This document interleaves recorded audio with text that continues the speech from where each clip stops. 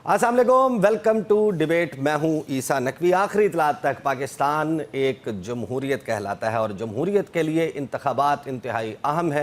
इंतखाबात करवाने के लिए चीफ इलेक्शन कमिश्नर और इलेक्शन कमीशन ऑफ पाकिस्तान, ये वो इदारा है जिसने पाकिस्तान में इलेक्शंस को कंडक्ट करवाना है, इसके मॉनिटर के तौर पर काम करना है। Chief election commissioner Sikandar Sultan Raja साहब 26 जनवरी को उनकी मुद्दत मुलाजमत ख़त्म हो चुकी है। वो अभी आइन के आर्टिकल 215 के तहत कंटिन्यू किए हुए हैं, लेकिन आज वज़ीर आज़म पाकिस्तान ने अपोजिशन लीडर उमर अयूब को मदऊ कर लिया है मशावरत के लिए कि आएँ आर्टिकल 218 के तहत नए इलेक्शन कमिश्नर की तैनाती की जाए। 2 मेंबरान की भी तैनाती होनी है।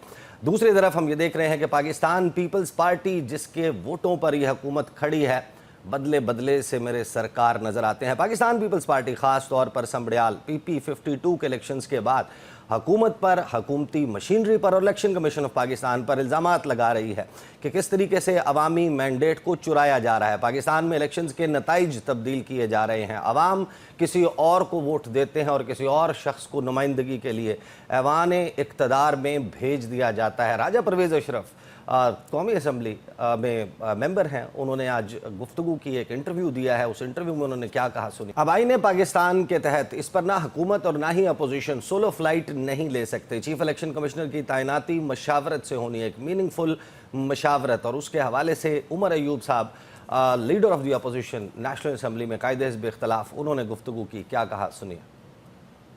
सिकंदर सुल्तान राजा साहब बिलाशुबा पाकिस्तान की तारीख के सबसे मुतनाज़ा इलेक्शन कमिश्नर साबित हुए। उनके हवाले से मुख्तलिफ इल्ज़ामात लगाए जाते रहे। नथिंग कंक्लूसिव, कोई ऐसी चीज़ नहीं कि जिसमें उनको मुर्द इल्ज़ाम तो ज़रूर ठहराया गया लेकिन उनका कहीं कोई जुर्म साबित किया गया हो। इल्ज़ामात हैं, जीतने वाला जाहिर है कि अपनी जीत का जश्न मनाता है, हारने वाला ये कहता है कि मेरे साथ धांधली हुई। लेकिन इस मरतबा जो इल्ज़ामात हैं उनकी नौयत ये नहीं कि सिर्फ अपोजिशन इल्ज़ामात लगा रही हो, बल्कि हुकूमत के साथ बैठी हुई पार्टी पाकिस्तान पीपल्स पार्टी भी इलेक्शन कमीशन ऑफ पाकिस्तान के कंडक्ट पर और इवन 8 फरवरी 2024 के इंतखाबात पर सवाल उठाती हुई नज़र आती है। अब अहम बात यह है, अहम सवाल यह है कि कौन बन सकता है मुमकिन तौर पर पाकिस्तान का नया चीफ इलेक्शन कमिश्नर। इसके ऊपर भी प्रोग्राम में बात करेंगे। साथ ही कल 5 जून लास्ट वर्किंग डे है ईद से पहले, और आपने देखा होगा कि कुछ इंतहाई अहम पेशगोइयाँ की गई थी कि इमरान खान, उनके साथी ईद से पहले अदालती प्रोसेस के तहत रिहाई पालेंगे, उनको ज़मानतें मिल जाएंगी, अपने अपने घरों में मौजूद होंगे। और कल का जो दिन है, कल इस्लामाबाद हाई कोर्ट में 190 मिलियन पाउंड केस जो है उसकी सज़ा मुअत्तली के लिए दरख्वास्त मुकर्रर है। लगता यही है, जो बयानात आ रहे हैं पाकिस्तान तहरीक इंसाफ की तरफ से, लगता यही है कि इसमें कोई पेशरफ्त होने का इम्कान नहीं। ये सब लोग अडयाला जेल में और दीगर जेलों में ही मौजूद होंगे। लेकिन अलीमा खान साहिबा ने कहा कि ये जो मुमकिना रिहाई की ख़बरें हैं उनका और एहतजाज की ख़बरों का एक बड़ा गहरा ताल्लुक़ है। क्या कहा उन्होंने, सुनिए। मौजूदा सियासी मंजरनामे पर गुफ्तगू करने के लिए मुझे ज्वाइन कर रहे हैं अजहर सदीक साहब पाकिस्तान तहरीक इंसाफ से, साथ ही इंजीनियर कमरुल इस्लाम साहब मेंबर कौमी असम्बली मुस्लिम लीग नवाज से ताल्लुक़ है, और रज़ा हारून साहब पाकिस्तान पीपल्स पार्टी से। कमरुल इस्लाम साहब, आपसे आगाज़ करेंगे। एक नाम बड़ा सर्कुलेट होता रहा कि मुमकिन तौर पर वो पाकिस्तान के नए चीफ इलेक्शन कमिश्नर हो सकते हैं, साबिक चीफ जस्टिस काजी फ़ाइज़ ईसा साहब। अब काजी फ़ाइज़ ईसा साहब जो हैं वो ये कहते रहे हैं मुख्तलिफ मुकदमात में, उनकी ऑब्जर्वेशंस, उनकी गुफ्तगू, कुछ उनकी ऑफ द रिकॉर्ड होने वाली गुफ्तगू जो सहाफ़ियों के ज़रिए मीडिया की जीनत बनी, आप तक भी पहुंची होगी, कि वो 2 बातों में बड़ा क्रेडिट लेते रहे। एक तो ये कि पाकिस्तान में जमहूरियत डीरेल हो सकती थी अगर वो मौजूद ना होते, उनके फ़ैसलों ने इंश्योर किया कि पाकिस्तान में निज़ाम बरकरार रहे। और दूसरा, वो क्रेडिट जिस बात का लेते हैं कि अगर उनका कलम हरकत में ना आता तो फिर शायद जो इंतखाबात हैं फरवरी 2024 के, ये इंतखाबात होते ही ना, एक एंडलेस सिलसिला होता, उस अबूरी निज़ाम का जो निगरान सेटअप मौजूद था वो चलता रहता। अब उनकी जो खिदमात हैं और उनका जो नाम सर्कुलेट हो रहा है कि शायद वो चीफ़ इलेक्शन कमिश्नर हों, तो आपकी क्या राय है? क्या काजी फ़ाइज़ ईसा साहब पाकिस्तान के नए चीफ इलेक्शन कमिश्नर बनने के लिए एक मौजू उम्मीदवार है? मेरी राय ये है, और हालात की जो तनाजुर में मेरी राय है और मतलब अक्सरियत लोगों की राय है कि काजी फ़ाइज़ ईसा ना चीफ इलेक्शन कमिश्नर के कैंडिडेट थे, ना आइंदा होंगे, और ना कोई ऐसी किसी क्वार्टर से हमें कोई ऐसी इतला आ रही है, ना कोई ऐसा फीलर आ रहा है। लिहाजा एक बेबुनियाद बात पे बात करना और उसको इशू बनाना महल अभी मुनासिब नहीं है।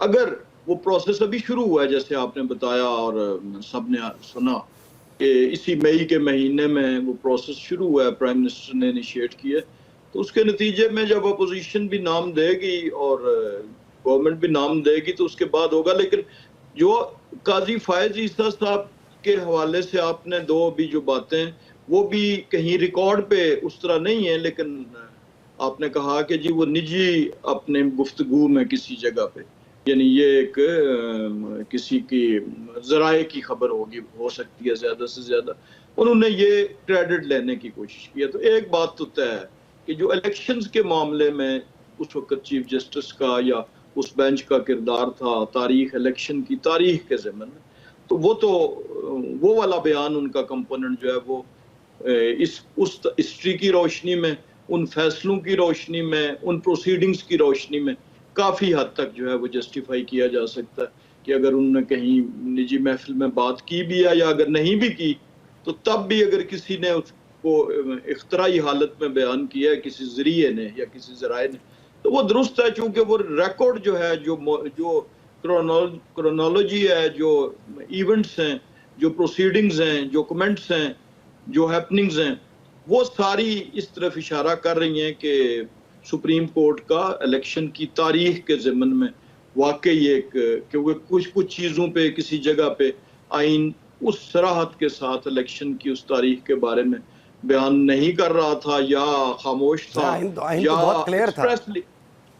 आइन तो बहुत क्लियर है कि अगर असेंबली अपनी मुद्दत पूरी करके तहलील होती है तो 60 दिन में इंतखाबात होंगे, अगर वक्त से पहले तहलील हो जाती है तो 90 दिन में होंगे। दोनों सूरतों में आइन से इनहराफ हो गया था और उस डिले मैं जो गुजारिश कर रहा हूँ वो ये है कि जब उस 90 दिन की वो जो मुद्दत थी उस पे अमल नहीं होता तो उसके बाद का जो जितना वो टाइम आया निगरान दौर का, जो फैसलों में मौजूद है, जो डिस्कशंस में मौजूद है, महल हमारी राय उतनी साहिब ना हो कि जो वहाँ पर वकला मौजूद थे, माहिरीन कानून, जो बेंच के मोअज़्ज़ज़ अरकान ने बात की, जो चीफ इलेक्शन कमिश्नर या इलेक्शन कमीशन का मौक़िफ़ था, जो अपोजिशन का था, उसकी रोशनी में बहरहाल आखिर कुछ ना कुछ था जिसकी बुनियाद पर वो सुप्रीम कोर्ट में जो प्रोसीडिंग्स चली और उसके नतीजे में इलेक्शंस हुए।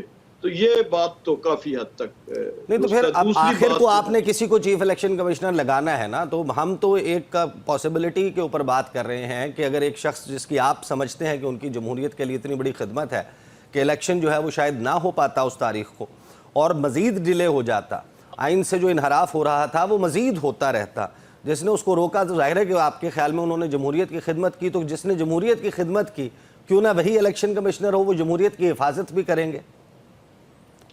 ये जितने लतीफ़, खूबसूरत और मौसर पैराए में आप अल्फाज को रीफ्रेज करते हैं, इसकी दाद न देना बड़ी शदीद किस्म की नाइंसाफ़ी और ज़्यादती होगी। लेकिन बहरहाल चीफ जस्टिस ऑफ पाकिस्तान के लिए ये कोई ज़्यादा काबिल रश्क ओहदा नहीं होता chief election commissioner of Pakistan, जिस पे कि एक ग्रेड 22 का ब्यूरोक्रेट भी लग सकता है, जिस पे एक हाई कोर्ट के जज की जो क्वालिफिकेशंस है वो रखने वाला भी चीफ इलेक्शन कमिश्नर लग सकता है। तो मैं नहीं समझता कि कोई भी फॉर्मर चीफ जस्टिस जो है इसको किसी प्राइड के साथ उस ओहदे को एक्सेप्ट करेगा, या जो नॉमिनेट करेंगे वो भी शायद उनको नॉमिनेशन। अच्छा, यानी आप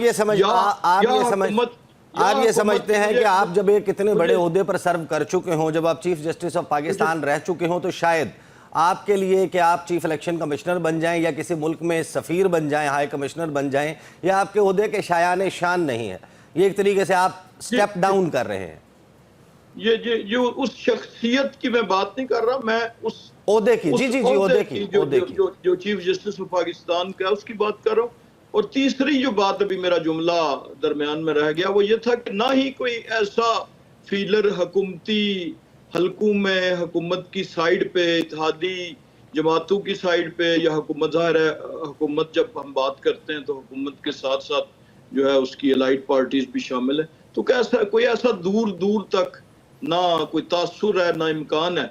तो इसलिए ये एक स्टॉर्म इन अ टी कप बनाने वाली बात होगी इस सही। मौके पे। हम तो जाहिर है आज कि की तारीख में, हम अपनी आज की डिस्कशन बेस तारीख कर में रहे बहुत से हैं। जी जी, मैं आपके पास वापस आता हूं कमरुल इस्लाम साहब। हम अपनी डिस्कशन बेस कर रहे हैं कि जो इस वक्त एक जो अदालती राहदारियां हैं उनको कवर करने वाले रिपोर्टर्स अब इसके ऊपर बड़ी शद्दोमद के साथ गुफ्तगू कर रहे हैं कि ये नाम कहीं ना कहीं मौजूद है, हो सकता है कंसिडर। तो हम उसी प्रोबेबिलिटी पर बात करें, और जाहिर है कि एक साबिक चीफ जस्टिस हैं, उनकी जमहूरियत के लिए जो खिदमात हैं जो आप समझते हैं, हम उनके ऊपर बात कर रहे हैं। और रज़ा हारून साहब मुसलसल मुस्कुरा रहे हैं, किसी ठंडी जगह पर मौजूद हैं।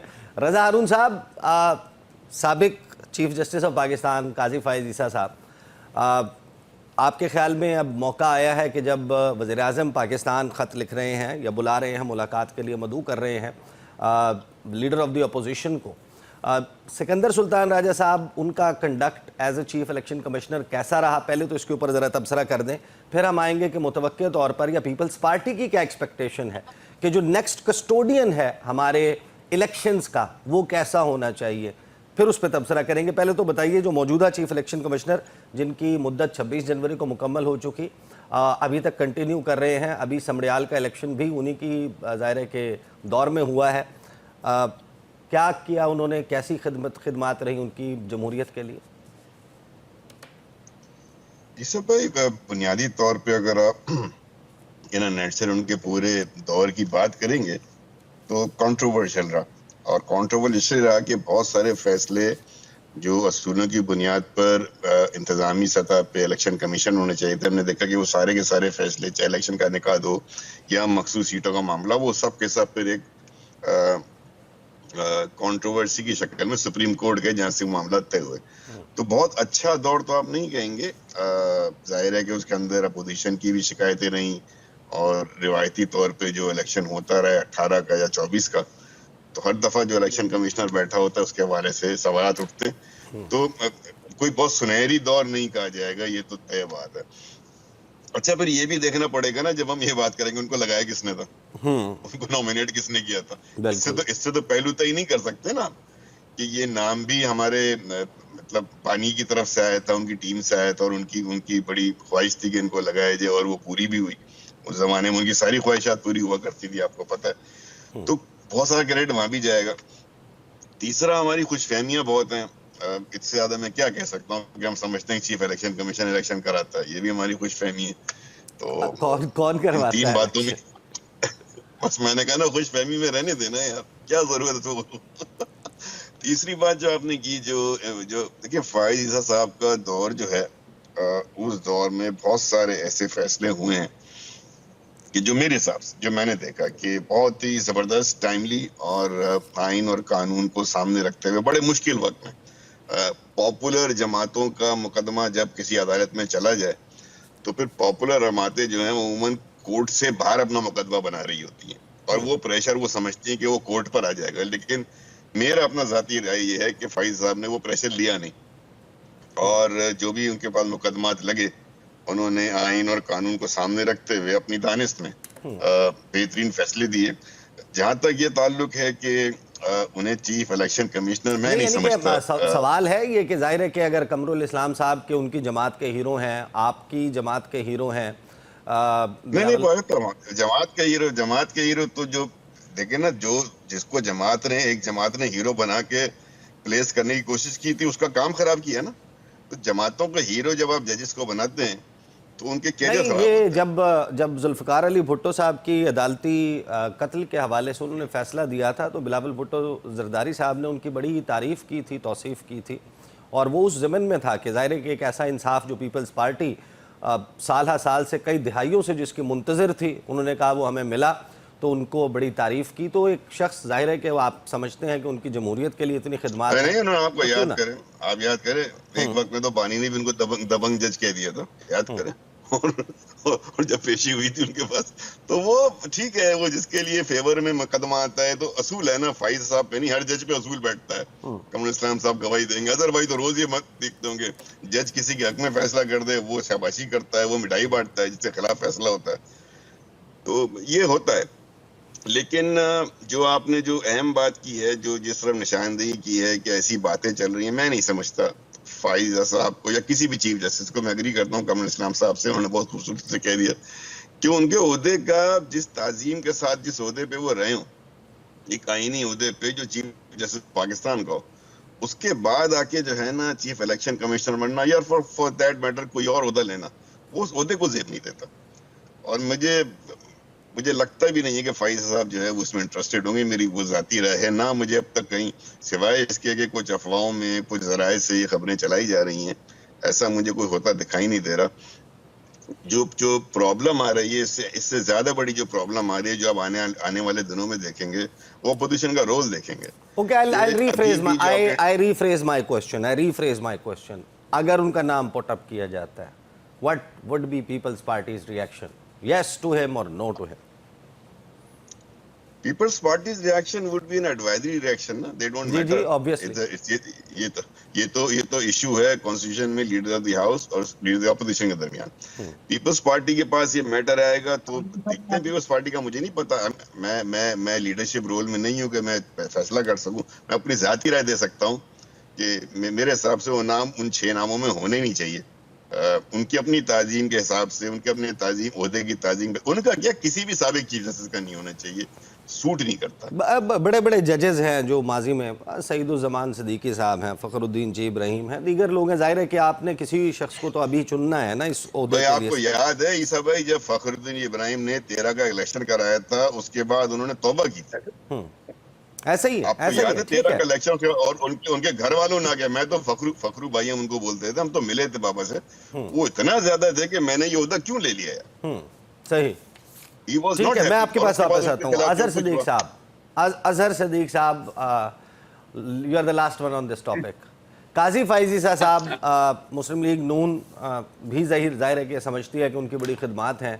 पाकिस्तान पीपल्स पार्टी भी कि जमहूरियत के लिए उन्होंने बड़े फ़ैसले दिए, और इलेक्शन ही ना होता या मुमकिन तौर पर ये निज़ाम डीरेल हो सकता था, कुछ और हो सकता था, निगरान सेटअप ही चलता रहता। तो काजी फाइज ईसा साहब क्यों ना हों या क्यों हों, इस प्रोबेबिलिटी पर हम बात कर रहे हैं जब चीफ इलेक्शन कमिश्नर, या मुमकिन तौर पर किसको होना चाहिए? अच्छा, आप देखिए ना, नाम लेके क्यों जुबान पलीत कर रहे हैं मेरी। मुझे ना नाम ना दिलवाएं ऐसे इंसान का जो पाकिस्तानी तारीख की तबाही और बर्बादी का जिम्मेदार है, जिसने इस मुल्क की जड़ें खोखली की हैं।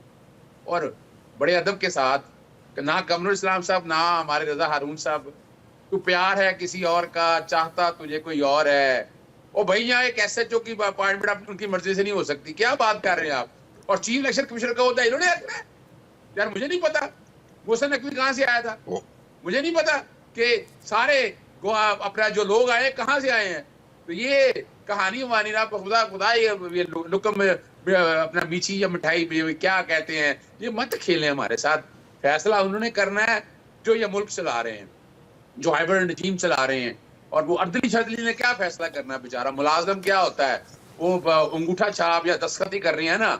और ये कभी उन्हें कही है कि कुरान पे आके कसम खा के ये बात कहें। आज जितने भी बैठे हो ना, जरा खुद बताएं। और मैं रजा हारून साहब की इज्जत दिली करता हूँ, वो बातों में बहुत कुछ कह गए, बातों ही बात। और मैं जो आप देखिए, मैं बता रहे हैं जमहूरियत की खिदमत, मैं आप फर्क बता दूं आपको। अच्छा, इससे पहले तारीखी तौर पर बता दूं, चीफ जस्टिस होते रहे हैं। नासरुल मुल्क साहब चीफ जस्टिस थे, चीफ इलेक्शन कमिश्नर वो लगे, साहब का चीफ जस्टिस थे। ये रिकॉर्ड की बात है उसकी।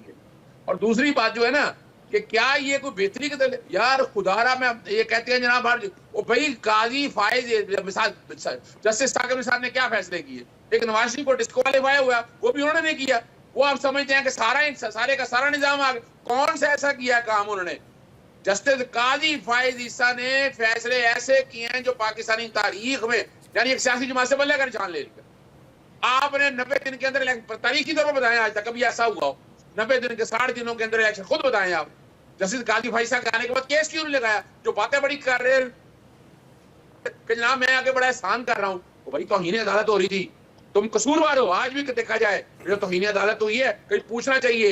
यानी मैं तो जो मैं उस सारे मामले में इन्वॉल्व रहा हूँ। 60 दिनों के 90 दिन के बाद इलेक्शन होने थे, लाहौर हाईकोर्ट में पिटीशन मैंने दायर की, IC आया, मैंने मटीरियल सारा रखा।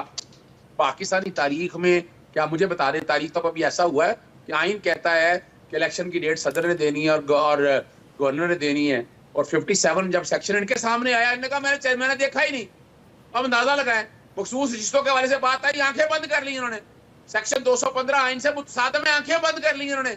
यानी क्या बात कर रहे हैं, यानी ये और कमाल की बात ये है कि जस्टिस काजी फायद ईसा, देखिए आप हमेशा याद रखिएगा, वैसे 2 तारीखें बता दूं आपको। एक तो ऐसे जब लोग जो लोग इस्तेमाल होते हैं ना, तो वो उन्हें बचाया भी जाता है, लेकिन एक होता है कि टिश्यू की तरफ फेंक दिया जाता है। आज मैं दोनों सियासी जमातों के हवाले से बड़ी खिदमत की है काजी फायद ईसा ने। आज ये दोनों सियासी जमातें अगर इक़्तिदार में है तो काजी फायद ईसा सहूलतकार के तौर पर रहा, ये हकीकत है।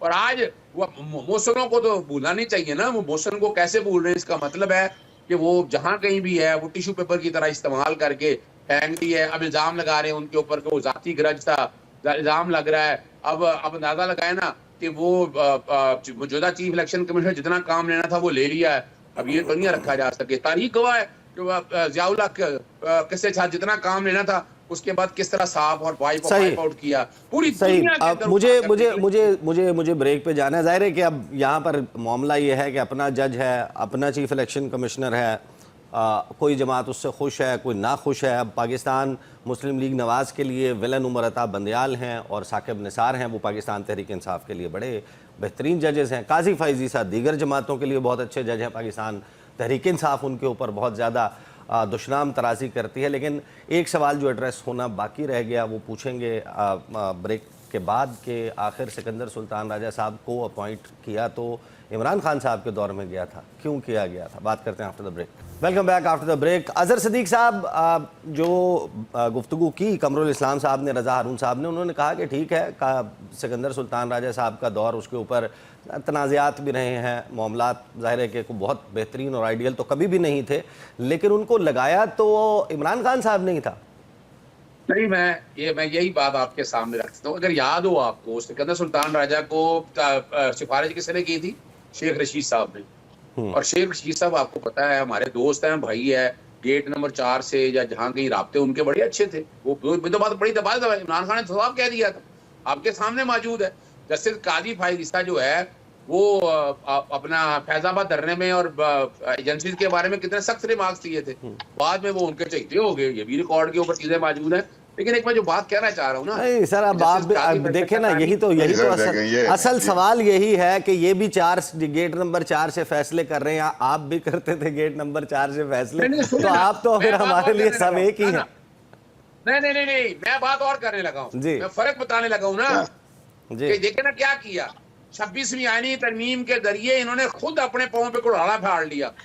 मिसाल के तौर पर आज देखे ना क्या किया कि चीफ इलेक्शन कमीशनर तायात रहेंगे, ताउम्र रहेंगे। यानी आज जजेस की तैनाती पे तो बात करते हैं, जरा इस पे नहीं क्यों ये तरमीम की? क्या पहले जजेस चीफ इलेक्शन में तैनात नहीं हो सकता था? एक मकसद क्या है इसका? इसका मकसद है नमाजना खुदारा। ये मामला जो है ना, ये हमने आईनी तरमीम ऐसी कोई नहीं की। पाकिस्तानी तारीख में सबसे जो कंट्रोवर्शियल तरीन आइन साजी जो की है इस पार्लियामेंट की, और तारीख में इस पार्लियामेंट का किरदार हमेशा जांचा जाएगा कि आपने आइन तोड़े। सर अभी तो 27वीं की बातें चल रही हैं, आप अभी 26वीं तक महदूद हैं, अब तो 27वीं की बातें चल रही हैं। नहीं, वो तो कमाल देखे ना, वो तो कमाल देखें। वो अभी वो वाजिद गिलानी साहब हमारे दोस्त है, अभी आई नहीं, वो पहले फेवर वो कराची बाहर लेकर आई है। क्या यानी खुदारा यार। और कमाल की बात है हमारे जो सर आप लोगों ने बड़ी खुशियां मनाई, आपके वोटों से वो हाईकोर्ट बार के सदर बन गए। उसके बाद वो पहले जिसको चीफ इलेक्शन कमिश्नर बनाया था, आप कहते हैं कि उसने इलेक्शन कमीशन बर्बाद कर दिया। अब जिनको आपने इस्लामाबाद हाईकोर्ट बार का सदर बनवाया, जो आपके वोटों से बने, अब आप कहते हैं कि उन्होंने 27वीं आईनी तरमीम के लिए मुजव्वज़ा जो है वो या मुमकिन आईनी तरमीम है उसके लिए ऐसी तजावीज़ दे दी जो आपके लिए काबिल कबूल नहीं है। आप भी तो अपने वोटर सपोर्ट का इस्तेमाल ज़रा सोच समझ के किया करें ना। नहीं, देखिए मैं बताऊँ आपको, बात इतनी है, किसी के दीन और ईमान का तो कोई पता नहीं है ना। हमने तो देखे, हम तो रूल ऑफ लॉ की बात कर रहे हैं, रूल ऑफ लॉ की बात कर रहे हैं हमने। ये वाला जो ना वाजिद गिलानी साहब को ये बार की रिलेटेड हम लोगों ने वोट दिए इनको, हम लोगों ने वोट से आए हैं। तो ये तो नहीं है अब वोट से नहीं आए तो हम जमहूरी का इस्तेमाल करके उनके खिलाफ बात कर रहे हैं, उनके किरदार के बारे में। कराची बार एसोसिएशन अभी ऐसा नहीं हुआ कि बार एसोसिएशन की रेजोल्यूशन आ जाए एक बार के खिलाफ। आप अंदाजा लगाएं तो ये भी साबित इस बात का हो रहा है कि वाजिद गिलानी साहब को मुनासिब था कि वो इस्तीफा दे देते। उन्हें मुनासिब यही था कि वो इस्तीफा दे देते और दोबारा, यानी वो मैंडेट ये लेके नहीं आए थे कि जिस तरह का मैंडेट सर वो नहीं लेकर आए तो थे, आए आपके वोटों से थे। And the fact of the matter is कि वो इस वक्त बात कर रहे हैं कि जजेस की पोस्टिंग ट्रांसफर्स भी हो जाएं, इस्लामाबाद हाई कोर्ट में फला तब्दीली भी हो जाए, सीनियरिटी प्रिंसिपल भी ये तय हो जाए। अब कैसे मैं ये कर लूं कि मैं नून लीग से सवाल करूं कि भाई आपने ऐसे बंदे को क्यों इस्लामाबाद हाई कोर्ट बार का, उन्होंने तो नहीं बनवाया, आपने बनवाया, तो इसका जवाब तो जाहिर है कि आपको देना होगा, आप लोगों के वोटों से आए हैं। दूसरा ये जो अलीमा खान साहिबा ने बात की है कि कहीं ना कहीं ताल्लुक है, ये जो एहतजाज की कॉल आती है, ये एहतजाज की तैयारी, before I go on to Qamrul Islam साहब, कि दोनों का ताल्लुक है कि खबरें आ जाती हैं कि कोई रिहाई हो रही है, कोई मुमकिना तौर पर कोई रिलीफ मिल रहा है, क्या वाकई इन दोनों का कोई ताल्लुक है?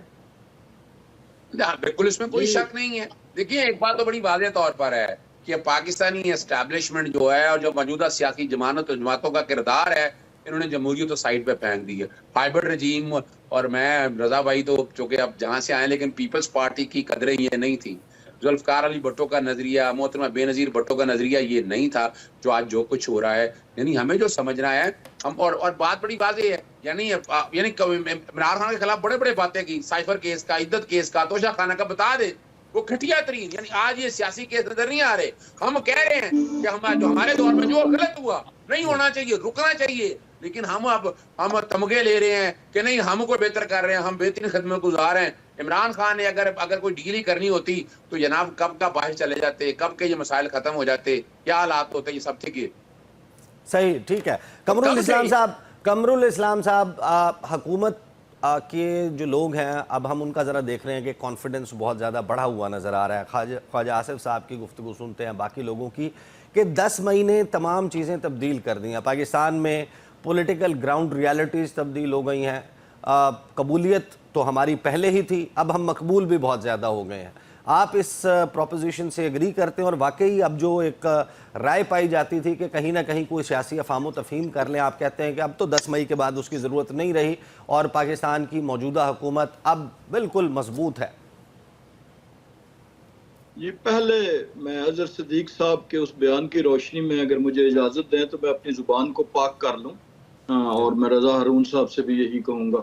मैं मोहतरम इज़्ज़त माब हज़रत आला हज़रत साकिब निसार साहब का नाम लेके, बंदयाल साहब का नाम लेके, और उन लोगों बहुत सुनता कि जो फिर ऐसे भागे जब उनके खिलाफ रेफरेंस की बात आई। काजी फायज़ ईसा ने तो अपने खिलाफ रेफरेंस फेस किया था सुप्रीम कोर्ट में पेश होके। तो मुझे ज़ुबान पाक करने दीजिए। अब दूसरी बात जहाँ तक इसका ताल्लुक है, जो आपने सवाल किया, तो उसमें भी बहुत सी चीजें बेनकाब हुई, बहुत सी चीजें उस तौर से हुई कि जो मसलन अभी जो जिस बयान का आपने हवाला दिया अलीमा खान साहिबा का, उन्होंने कहा कि जी ऐसी रिहाई की खबरें आ जाती हैं। अब उनके इस बयान को जोड़ें कि खबरें किसने दी, किसने बयान दिए कि ईद से पहले वो बाहर होंगे, तो फिर खुद ही अपने उन्हीं लोगों में से उनको तलाश कर लें कि वो कहाँ से खबर लेते हैं, फिर वो देते हैं, क्यों देते हैं। तो ये सारी चीज़ें इनके अंदर ही हैं।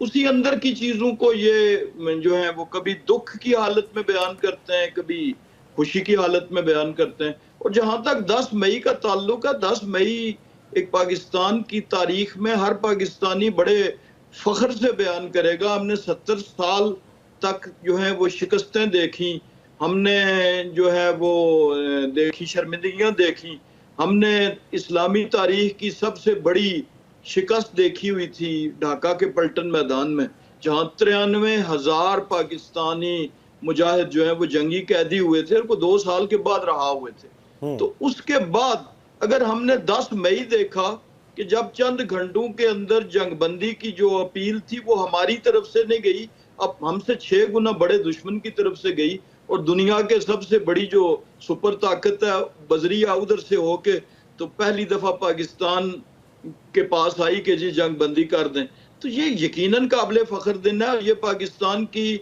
मुसल्लह अफवाज को जिनको ये मतून करते हैं आज की तारीख में, मैं सवाल ये कर रहा हूँ, उसके ऊपर तो कोई डिस्प्यूट नहीं है जो आप बात कर रहे हैं, सब लोग इस पे फख्र कर। मैं सवाल ये कर रहा हूँ कि क्या इसने मौजूदा हुकूमत का तो जोड़ने देना, ये नहीं, यही क्या इसने मौजूदा हुकूमत को अवामी सतह पर क्या किया है, क्या आपके लिए कितना बड़ा पॉलिटिकल बूस्टर था ये?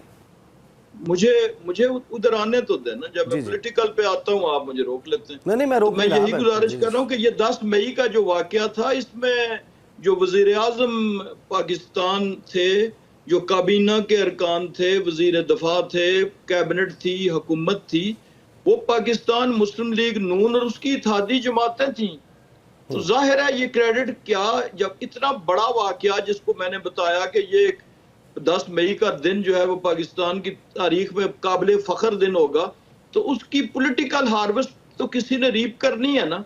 तो वो कौन है, वो हुकूमत में, जाहिर है उसका आप क्रेडिट अडयाला जेल में तो नहीं दे सकते कि जी वहां से रिटेलिएट करने का हुक्म अडयाला से आया था, और फिर जब वो बात हुई तो जंग बंदी का जो हुक्म है वो कहीं से बन्नी गाला से आया था, तो वो नहीं तो सर, वो नहीं हुआ। स्विमिंग पूल से आया इसलिए था, वो तो हमने सबने मैं देखा वही है। कहने लगा था कि वो स्विमिंग पूल से आया था और 3-4 घंटों के अंदर आया था, तो ये इसका क्रेडिट ऑब्वियसली मकबूलियत में के हवाले से, परफॉर्मेंस के हवाले से, इससे पहले तो किसी हुकूमत को ये अल्लाह के करम के बाद कोई किसी और हुकूमत को ये एजाज हासिल नहीं हुआ कि स्विमिंग पूल में बैठ के वजीर आजम ने जो है वो दुनिया अपने से 6 गुना बड़ी ताकत की दरख्वास्त पर जो उनकी जंगबंदी थी उसको जो है किया गया। और आज भी हमारे जब डेलीगेशन, ये सिर्फ जंगी कामयाबी के साथ साथ सफारती कामयाबी भी थी, आप देख लें कि कहाँ कहाँ नहीं, बहरहाल ये एक अलहदा से मौजू है, ये एक अलहदा से मौजू है कमरुल इस्लाम साहब के। पाकिस्तान 55 साल की सबसे बड़ी कॉन्फ्लिक्ट में, एक्टिव कॉन्फ्लिक्ट में था, न्यूक्लियर पावर्स दोनों ममालिक के बनने के बाद। When Pakistan went into the war, the prime minister went into the swimming pool. ये जाहिर है कि ये एक बड़ा सवाल है कि ये कैसे, ये इतना बड़ा कॉन्फिडेंस। आपका एक वजीर कहता है कि मैंने अपनी बेटी से कहा कि तरबूज काट के ले आओ, वज़ीर आज़म साहब स्विमिंग करने चले गए। तो ये भी एक अचंभे की बात है, लेकिन वो मुस्कुरा रहे हैं रज़ा हारून साहब। रज़ा हारून साहब, आप लोग तो डिसएग्री करते हैं कि 10 मई से कोई मौजूदा हुकूमत को फ़ायदा हुआ है, क्योंकि मैं नदीम अफजल चंद साहब की प्रेस टॉक आपने भी सुनी होगी, कल वो मेरे साथ शो में भी मौजूद थे। उन्होंने कहा कि मुस्लिम लीग नून तो जिससे हाथ मिलाती है या सलाम लेती है, लोग उसको वोट नहीं देते। खुजा ये कि मुस्लिम लीग नून को दें, वो ये कह रहे हैं कि हम तो लोगों के पास गए सियालकोट में कैंपेन करने के लिए, उन्होंने हमें अपने घरों में रखी हुई गंदम के भड़ोले दिखाए, उन्होंने कहा ये 1900 रुपये में बिक रही है, और मुस्लिम लीग नून के शिकवे की वजह से आप लोगों को भी वोट नहीं मिला। तो आप अग्री करते हैं ये या डिसएग्री करते हैं कि कमरुल इस्लाम साहब कह रहे हैं कि ये जो पॉलिटिकल हार्वेस्ट है ये तो हमारे ज़िम्मे, हमारे खाते में आ रही है 10 मई की, सारा फ़ायदा हमें हुआ है सियासी?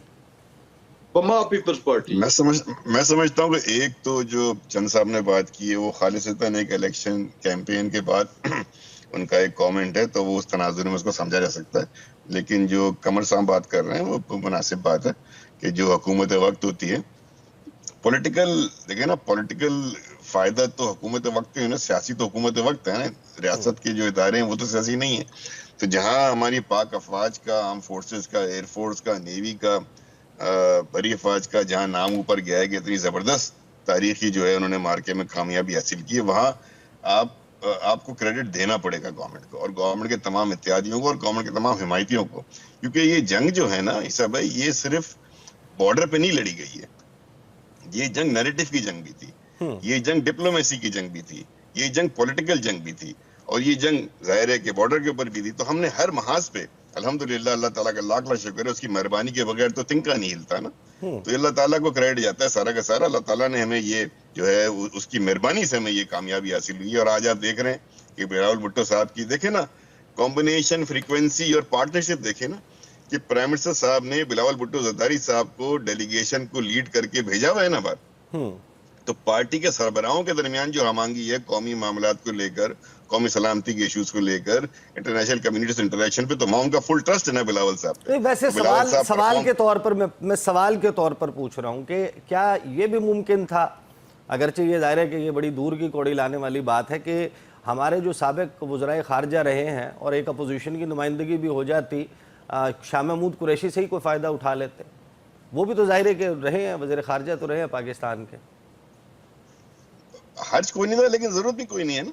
क्योंकि वो जिस माइंडसेट में, देखें ना आप, एक थे जिस माइंडसेट में ये पार्टी चल रही है, अजहर भाई बैठे हुए हैं, जाहिर है ये तो नहीं मानेंगे, लेकिन जिस माइंडसेट में इस वक्त तहरीक इंसाफ चल रही है, अगर आप सिर्फ कल की और आज की ट्वीट पोस्ट उठा लें खान साहब की, तो वो in no way supporting the state. मैं हुकूमत की बात नहीं कर रहा, मैं रियासत को सपोर्ट नहीं कर रही है। वो एक ऐसे वक्त पे ये बात कर रहे हैं, उनकी पोस्ट अगर आप लफ्ज ब लफ्ज पढ़ें तो एक ऐसे वक्त पे बात कर रहे हैं जब पाकिस्तान अपना केस लेकर गया इंटरनेशनल कम्युनिटी में, और वो एक ऐसे मसले को उठा रहे हैं अपनी पोस्ट में जो कि पाकिस्तान के अंदर जो भी मामला, तो वो हमारे मामला है ना, ऐसे वक्त में उठा रहे हैं। तो ये जो तजाद है ना कौल फेल का, सोच का, और खास तौर पर कौमी सलामती के इश्यूज को लेकर, ये थोड़ा सा मैं समझता हूँ कि उनको उस फोरम के लिए मुनासिब नहीं रख रही। हालांकि शाह महमूद कुरैशी साहब इंडिविजुअली अगर आप मुझसे पूछें, without is affiliation to Tehreek Insaf, बेहतरीन आदमी है, लेकिन वो जो एफिलिएशन है उनका सही तहरीक इंसाफ के साथ, और तहरीक इंसाफ के बानी के जो ख्यालात है जो हमें अब नजर आ रहे हैं पोस्ट में, वो जो हमारे चीफ को कह रहे हैं, वो जो हमारी हुकूमत को आज तक उर्दुली कह रहे हैं, मतलब उनको सोचना चाहिए। इतने सीनियर आदमी है, इतने पॉपुलर लीडर हैं कि इस वक्त क्या वक्त क्या चल रहा है? क्या ये वक्त रैली निकालने का है? क्या ये वक्त सड़कों पे एहतजाज करने का है? क्या ये वक्त हमारे दुश्मन मुल्क के मीडिया को मौका फराम करने का है, नैरेटिव फराम करने का है? ब्रेक पे जाता हूँ, क्या हो रहा है? मैं इस पे जवाब लेता हूँ। एक बात और, जी अदर भाई के पास जाने से पहले एक बात और कर लूं, अगर 1 मिनट में अगर आप इजाजत दें तो। आप अगले सेगमेंट में कर लीजिएगा। I have to go on a break. Okay, ठीक है। अब ब्रेक से वापस आते हैं, गुफ्तगू का सिलसिला जारी रहेगा। Welcome back after the break. Azhar Siddique साहब, क्या आप इस बात से एग्री करते हैं कि इमरान खान साहब जो हैं उनके पॉलिटिकल डिसीजंस, जिस तरह अब ज़ाहिर है कि पीपल्स पार्टी और नून लीग वो दोनों कह रहे हैं कि आप अपने सियासी फैसलों में खुद फंसते जा रहे हैं। इमरान खान साहब ने जो फैसले लिए उन्होंने मुश्किलात खड़ी कर दी और ये शायद एहतजाज का टाइम नहीं है। तो एहतजाज का टाइम कौन सा होगा या क्या होता है एहतजाज का टाइम? हजारों ख्वाहिशें ऐसी कि हर ख्वाहिश पे दम निकले। रजा हारून साहब तो मैं 100% उनको, सिर्फ मैंने चंद लीडर्स हैं जिनसे मैं बड़ा इंस्पायर हूँ, वो जमहूरी लीडर हैं, और वो बात करते हुए भी ना लकी लिपटी नहीं करते और कोशिश करते हैं बैलेंस गुफ्तगू करें। और याद रखिएगा, आदमी को सच ही बोलना चाहिए। कल कोई पता नहीं, कल जवाबदेही होनी है दुनिया और आखिरत के अंदर भी, ये हकीकत है। आप कहें, वरना तो देखे ना यजीदियत क्या थी, दीन तो हुसैनियत है ना यार, यजीदियत नहीं है दीन, याद रखिएगा। यजीद हुक्मरान था और जिन्होंने साथ दिया यजीद का वो कभी बख्शे नहीं जाएंगे, ये समझना ये है। यजीदियत क्या थी? जुल्म था, जबर था। मैं आज यजीद से कंपेयर नहीं कर रहा, लेकिन आज जो कुछ हो रहा था ये जुल्म, ज्यादती। और कह रहे हैं अब नहीं एहतजाज करना चाहिए था। क्यों नहीं करना चाहिए था? किस वक्त करने की इजाजत दी है? कितने लोग पकड़े? नजरबंदी के ऑर्डर्स, PNIL लिस्ट में डालना, लोगों को करो छापे, रेड। खुदा पाकिस्तानी तारीख में ऐसा नहीं हुआ। तो आप ईद के बाद कर रहे हैं एहतजाज? नहीं, बिल्कुल कर रहे हैं, बिल्कुल। एक बात बता दूं आपको, सोशल मीडिया वॉरियर जो है ना, वो पाकिस्तान तहरीक इंसाफ के थे जिसने इंडिया को नाको चने चबा दिए। वो हम लोग थे कि जिसने इंडिया के साथ उसको एक्नॉलेज भी किया। हमने तो अता तारड़ साहब से तारीफ सुन ली आपकी, हमने तो DJISPR की गुफ्तगू चलाई, सबने आपकी तारीफ की, जहां पर आपने देखना। ये ईसा नकवी साहब तो झूठ तो नहीं ना बोलना चाहिए ना। मैं कहूँ ये गद्दार के लेवल बंद कर देते ना, बहुत हो गया है। गद्दारी की अगर बातें हैं तो गुलबशन यादव का यार कौन है, मोदी का यार कौन है, आमों की पेटियां कहाँ आती थी, साड़ियां कहाँ बिकती थी, सज्जन मिटाल कहाँ आता था, मरी में कौन आता था, फैक्ट्रियों में कौन लोग थे, सऊदिया की फैक्ट्री में क्या खुद आ रहा है यार। मजाक तो ना बनाए ना इस कौम का। ये कलेक्टिव जीत है, हम सबकी जीत है। अब आए अगली बात की तरफ।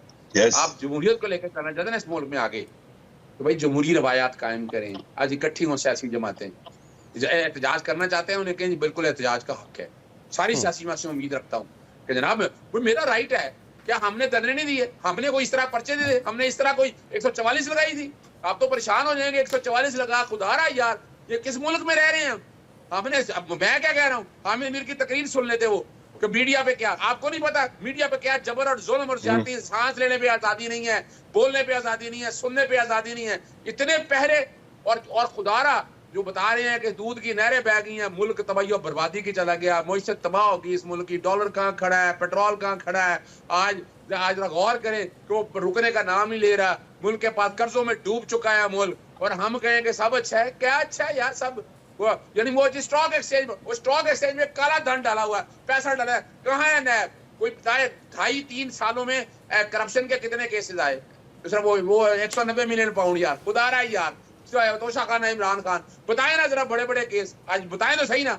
पुलिस ने क्या बड़ी कार्रवाई की, एफआईए ने क्या की? एज अ लॉयर आप समझते हैं कल you have a strong case के सजा मुअत्तल हो जाए?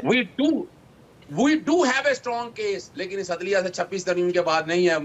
अब वो बेंच फिक्सिंग, खुदारा यार 26 और क्या कर दिया, लीगलाइज कर दिया बेंच फिक्सिंग को पकड़ के। रजा हारून साहब, आपका तबसरा मैं आ जाता हूँ आपके पास। कमरुल इस्लाम साहब, लोग बड़ा शिकवा कुनाते हैं कि मियाँ मोहम्मद नवाज शरीफ नहीं बात कर रहे, इंडिया के ऊपर नाम लेके नरेंद्र मोदी के ऊपर बात नहीं कर रहे, वो पाकिस्तान के खिलाफ ताबड़तोड़ बयानात दे रहे हैं। अभी मियाँ साहब गए एवन फील्ड के बाहर, उन्होंने गुफ्तगू की, उसमें उन्होंने दीगर मौज़ूआत को छेड़ा, ये बात नहीं की अलबत्ता मोदी का। लेकिन मैं आप ज़रा सुनवाना चाहता हूँ कि बिलावल भुट्टो ज़रदारी जो पाकिस्तान से बाहर इस वक्त रियासत का, हुकूमत का, इस मुल्क का मुकदमा लड़ रहे हैं, उन्होंने नरेंद्र मोदी जो हर वक्त अपने और अपनी काबीना के ज़रिए पाकिस्तान के ख़िलाफ़ जहर उगलता है, how was he ridiculed, Netanyahu की टीमू वर्शन, और किस तरीके से उसको एक पुअर कॉपी करार दिया, क्या कहा बिलावल भुट्टो ज़रदारी ने, सुनवाए। कमरुल इस्लाम साहब, समहाउ लोग चाहते हैं कि कोई ज़रा इस किस्म की, जिस तरह ये बिलावल ने पहले भी कहा था कि Osama bin Laden is dead but the butcher of Gujarat lives, तो ये मुस्लिम लीग नून क्या समझती है? ये आप लोगों का तरीका कार नहीं है, आप नहीं उनको कॉल आउट करेंगे इस पर? देखें, बिल्कुल तरीका कार है, लेकिन उसके अंदर कुछ चीज़ें ऐसी होती हैं जो डिप्लोमेटिक नॉर्म्स में आती हैं, जो सफारती आदाब में आती हैं। बिलावल साहब ने जितना खूबसूरत तरीके से, सिर्फ यही नहीं जो आपने क्लिप सुनवाया, इसके अलावा भी जहाँ जहाँ नुमाइंदगी की, लेकिन बिलावल भुट्टो साहब एक पाकिस्तान की अलाइड गवर्नमेंट की इत्तेहादी पार्टी के सरबराह थे। Had he been foreign minister तो शायद वो ये वाली बातें न कह पाते, सफारती उन मामलात की वजह से। यही जो मजबूरियां बात की करने की होती हैं, वही शायद प्राइम मिनिस्टर ऑफ पाकिस्तान या दीगर लोग जो हैं वो इस तरह नहीं, जिस तरह के बाकी सियासी लोग जो हैं। नहीं, यहाँ पे हम मियां नवाज शरीफ साहब की बात, मियां नवाज शरीफ साहब की बात कर। मेरी बात आप हमेशा जब मैं नुक्ते पे आता हूँ आप मुझे रोक देते हैं। मैं आपसे बड़ा प्यार भरे अंदाज में आपसे एहतजाज भी करता हूँ। अब जहां तक ये देखें, ये एक स्पेसिफिक पोजीशन है, Mian Nawaz Sharif versus prime minister of Pakistan. सही। देखें, ये अक्सर सवाल ये होता है कि Mian Nawaz Sharif being supreme leader of PMLN जब भी किसी मामले में वो बात करेंगे, चाहे वो इंटरनल मामलात हो, ये बहुत से लोगों ने सवाल उठाए, इवन पाकिस्तान की मुआशी हालात, दीगर मामलात में भी, तो उसके बाद या दीगर अंदरूनी फैसलों के बारे में भी इवन, तो फिर वो प्राइम मिनिस्टर ऑफ पाकिस्तान का जो ऑफिस है वो निस्बतन में इररिलेवेंट तो नहीं कहूंगा, लेकिन वो जो है डाइल्यूट हो जाता है जब एक सुप्रीम लीडर, और वो लीडर के जिसके बारे में जो उनका बड़ा भाई तो है ही है, लेकिन वो उनको बरमला अपना लीडर और अपना वर्कर कहते हैं। तो ये एक स्पेसिफिक सूरत हाल है जिसकी रोशनी में मुखालफीन को मियां नवाज शरीफ की ज़ात को हदफ तनकीद बनाने का मौका मिलता है। तो ये उसकी वजह वो है, वो नहीं है। और जहाँ तक हुकूमत का है, वो देखिए बिलावल भुट्टो, ये मेरे दोस्त सारे इस बात की तस्दीक करेंगे कि अगर बिलावल साहब फॉरेन मिनिस्टर होते तो फिर ये वाली चीजें, इस किस्म की जो है बड़ी खूबसूरत गुफ्तगू जो अट्रैक्ट हुई, और उनका फॉरेन मिनिस्टर होना और फॉर्मर प्राइम मिनिस्टर का बेटा होना और एक फॉर्मर प्राइम मिनिस्टर का नवासा होना, ये एक बहुत बड़ा एज था पाकिस्तान को, कि जो पाकिस्तान की अभी जो जिस तरीके से उन्होंने डिफरेंट जो आलमी लीडर्स हैं उनसे मिले, या जो मंदूब थे वहां पर अक़वाम मुत्तहिदा के दीगर ममालिक के, उनसे मिले, तो ये वो फर्क है जिसको समझना बड़ा जरूरी। सही। रजा हारून साहब, आप एग्री करते हैं कि अगर जी सब एक बात करूं, सिर्फ एक बात करने की इजाजत है? जी बोलिए। अच्छा, मैं सुन रहा था। देखें, आज मैं तारीफ करूं कि देखें बिलावल भुट्टो साहब ने कमाल तकरीर की है, मानना पड़ेगा। ये तकरीर वज़ीर-ए-आज़म से आनी चाहिए थी, कोई ऐसी अहलियत ही नहीं है ना, कैपेसिटी है, कोई चिट्ठे देख के तो पढ़ना होता है आपने। और कमाल की बात देखें, यानी इस मुल्क का साबका वज़ीर-ए-आज़म प्राइवेट जहाज पे गया, लोग कह रहे हैं प्राइवेट, कुछ कह रहे हैं जनाब वज़ीर-ए-आज़म के जहाज पे गया, यानी उनको उनके ज़हन से यही चीजें नहीं अभी तक निकलती। यार खुदारा यार, इस कौम इस वक्त जो है ना भूख से मार रही है। ठीक कोई है। पैसा अगर कौम का दिया होता, गरीब लोगों को दिया होता, यानी खुदारा मत करें ये बात को, पीपल्स पार्टी से सीख लें, कम से कम बिलावल भुट्टो से सीख लेते कि कितनी ये देखे जो यानी एक स्टेट्समैन के तौर पर किरदार अदा किया है, and I must appreciate him. सही। रजा हारून साहब, एक तो आप लास्ट सेगमेंट में कोई कंक्लूडिंग रिमार्क्स देना चाह रहे थे, the mic is all yours. आप मैं बस वही बात करना चाह रहा था, अदर भाई से मजे की बात करते हैं। हाँ। देखिए, आज बानी ने जो पोस्ट की ना, उसमें सबसे अच्छी लाइन है, वो आप नहीं पढ़ी होगी, कि अब तक तो पार्टी सबको बनी बनाई मिली थी, अब मेहनत करना शुरू करें। सही, ठीक है।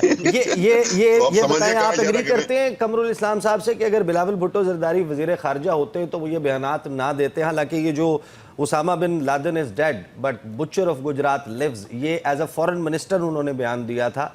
और अभी वो जो गुफ्तगू कर रहे हैं, या फॉर दैट मैटर जिस तरह उन्होंने कहा एक इंटरव्यू में कि अगर इंडिया पानी का रुख मोड़ेगा, अगर सिंध में इंडस रिवर बेसिन में पानी नहीं बहेगा तो खून बहेगा। अगर बिलावल किसी बड़े हुकूमती ओहदे पर होते तो वो ये बयानात ना देते। मेरा ख्याल है कि वो देते। बिलावल साहब जो है ना, वो बिलावल साहब का मैंने बड़ा नोट किया है। बिलावल साहब जो है वो हर ऐसे मौके पे जब नेशनल इश्यूज हो और कौमी सतह पे नुमाइंदगी करनी हो, ही बिकम्स अ स्टेट्समैन। वो कभी भी ऐसे मौके पर जो है पार्टी की तर्जुमानी नहीं करते, अपनी पॉलिटिकल पार्टी से ऊपर उठकर वो हमेशा एक स्टेट्समैन का रोल अदा करते हैं। और मैं अजहर भाई की इस बात से एग्री करता हूँ कि इस दफा भी इन्होंने डिप्लोमेसी में एक फ्रांस नहीं सर, बात करें अजहर सदीक साहब किसी से गालिबन बात करें, उनका माइक अच्छा म्यूट कर दो। जी जी। तो मैं इस दफा भी बिलावल साहब ने एक स्टेट्समैन का रोल किया है, तो वो इसी रोल के अंदर अपने आप को जब इंटरनेशनल फोरम्स पर जाते हैं तो ये प्रेजेंटेशन करते हैं। एक बात जो जल्दी में क्लियर करना चाह रहा हूँ, अगर रिकॉर्ड्स के प्रोग्राम, क्योंकि जिक्र किया अजहर भाई ने बड़ी रवानी में, देखिए बल्ले का निशान छीनने की वजह इंटर पार्टी इलेक्शन ना कराना था, और बहुत अरसे तक ना कराना था। और ये कानून है कि अगर आपका इंटर पार्टी इलेक्शन नहीं होगा, बल्ले का निशान नहीं मिलेगा। ईसीपी ने रिफ्यूज किया, पेशावर हाई कोर्ट ने रिफ्यूज किया, उसके बाद सुप्रीम कोर्ट में आया था। दूसरी बात, इलेक्शन की डेट अनाउंस करने के लिए वेरी क्लैरिफिकेशन जरूरी है कि सेंसस की एक शर्त थी जो पूरी नहीं हुई थी, वो होनी थी। दूसरी बात, अनाउंस करना था जब प्रेसिडेंट आरिफ अलवी साहब ने, तो उन्होंने अनाउंस नहीं किया, उन्होंने सुप्रीम कोर्ट खत लिख दिया। सही। उनका ही तो भाई, वो उनका काम था ना अनाउंस करना, नहीं किया, जिसपे खान साहब नाराज हुए थे उनसे। बड़े सवाल इनके फेवर में आए ना, बड़े सवालात हैं। खुद सवालात है, मैं एग्री करता हूँ, सवालात है, मैं उनसे नहीं, मैं सिर्फ बता रहा हूँ कि बैकग्राउंड है हर चीज का। मखसूस नशिस्तों में फैसला तो इनके हक में आया है ना, इनके खिलाफ तो नहीं आया। ये जरूर हुआ कि बेगानी शादी में अब्दुल्ला दीवाना SIC गई थी और PTI को मिल गई, लेकिन बहरहाल को मेरी चीज है। तो ये एक रवानी के अंदर जो है ना, किसी बंदे के फैसलों को, उसके बैकग्राउंड को जिक्र किए बगैर बुरा भला कहना, ये इससे हमें इज्तनाब करना चाहिए। अदरवाइज सीनियर आदमी है, मैं तो उनकी बड़ी रिस्पेक्ट करता हूँ, नॉलेजेबल आदमी। सही, बहुत बहुत शुक्रिया। रजा हारून साहब, कमरुल इस्लाम साहब और अजहर सदीक साहब हमारे साथ मौजूद थे। वक्त ख़त्म हुआ प्रोग्राम का, अब तक के लिए इतना ही। इजाज़त दीजिए, अल्लाह हाफ़िज़।